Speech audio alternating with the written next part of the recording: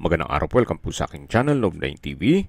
Patalasasan po, meron po ba kayong mga properties na napapabayaan or non-performing assets? Plan nyo ibenta, pero wala kayong oras sa pagbenta nito. Kung ito'y pagkakatiwala nyo po sa amin, tawag lang po kayo sa aking numero, usap po tayo, gawin ko po ng video for free. Yes, libre po, wala po kayong babayaran. Tutulungan pa namin kayong mabenta ang inyong property. Kami na po bala sa marketing, sa boosting or paid ads.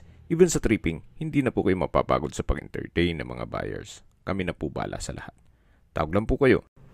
Nandito po tayo ngayon sa Tagaytay, Nasugbu Highway, kung saan meron po tayong bagong video presentation, isang commercial property.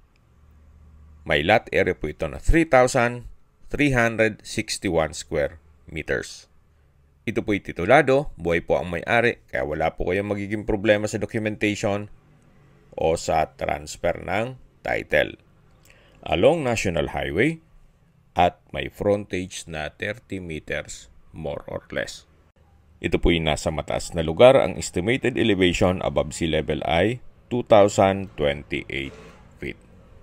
Ang kagandahan po dito sa property ay meron pong patag na lupa.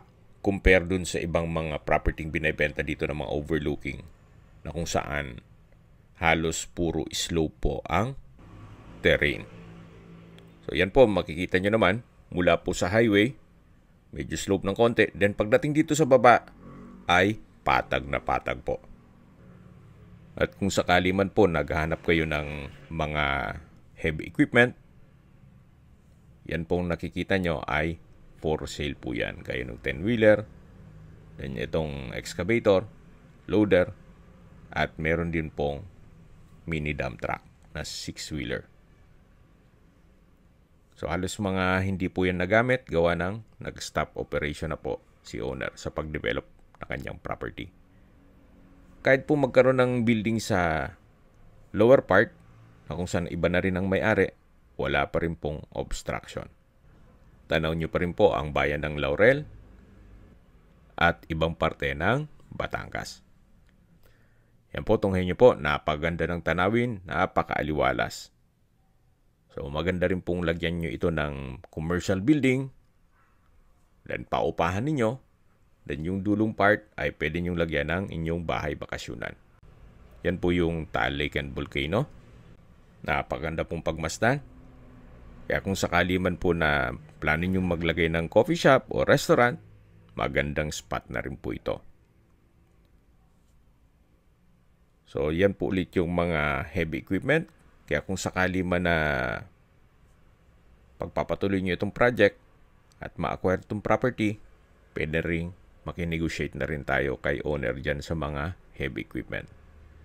Marami na rin pong mga kapitbahay dito na mga restaurants and coffee shop. So develop na po ang area at marami na rin pong turista na dumadayo dito sa Tagaytay. Kaya mas madali na pong mag-market ng inyong produkto o negosyo. So yan po, tunghayin nyo po itong napagandang lupain kung saan yung nakita nyong structure, yan po yung harapan ng highway. Then meron na pong dalawang building sa katabi nito.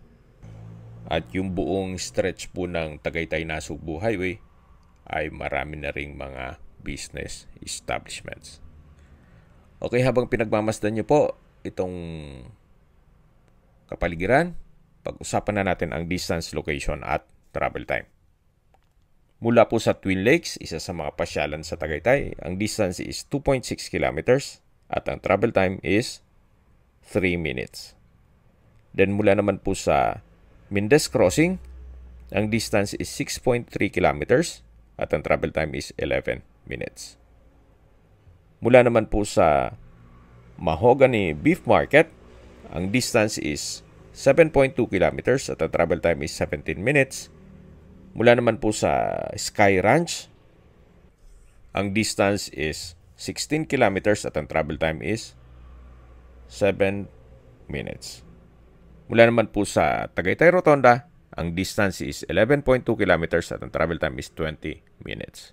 Kumpleto na rin po doon gaya ng malls, hotels, restaurants, banks, schools, church, at hospital.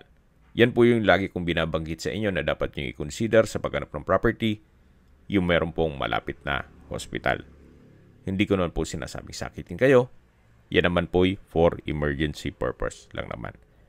At mula naman po sa Calax, Silang Interchange o Aguinaldo Highway, ang distance is 27.7 kilometers at ang travel time is 42 minutes. Sa mga nag-skip po ng video, summarize ko lang po. Ito pong property ay may total lot area na 3,361 square meters. Along Tagaytay-Nasugbu Highway at may overlooking view. May frontage po ito na 30 meters more or less. At tungkol naman po sa dokumento nito, ito po ay titulado, buhay po ang may-ari, kaya wala po kayong magiging problema sa documentation o sa transfer ng title. Sa presyo na po tayo.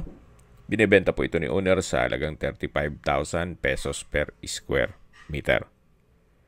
Kung may mga katanungan po kayo o gusto magpaset ng tripping dito sa property to, tawag lang po kayo sa aking numero. At sa mga kababayan naman natin nasa ibang bansa, meron po akong Telegram. Sa mga iPhone user naman, may iMessage. Meron din pong Imo, Skype, Viber at WhatsApp. Same number lang po, 0917-316-3399. Sa mga nagtatanong naman po ng aming Facebook, meron po aming Facebook page na Nov9TV at Facebook Real Video. Meron din pong TikTok at Instagram. May ibang YouTube channel po kami, the Nov9TV channel, Nov9TV Listings, Nov9TV On The Spot, Nov9TV Updates, at Nov9TV House Rental. Sana po naibigyan nyo ang video presentation. Paki-like and subscribe na lang po sa aking channel para ma-update din po kayo sa aking future listings. Kung sakali po hanap nyo yung mas malaking sukat ng lupa, meron din po kami ibang listings na pwede nyong pagpilian. Huwag po kayong mag-atubiling tumawag sa amin. Then, let us know your budget para malaman namin kung anong property pwede naming ilog sa inyo. Sa lahat pong viewers, subscriber at nagtiwala po sa amin, salamat po sa suporta. Ingat po kayo lagi at yung pamilya. Maraming salamat po.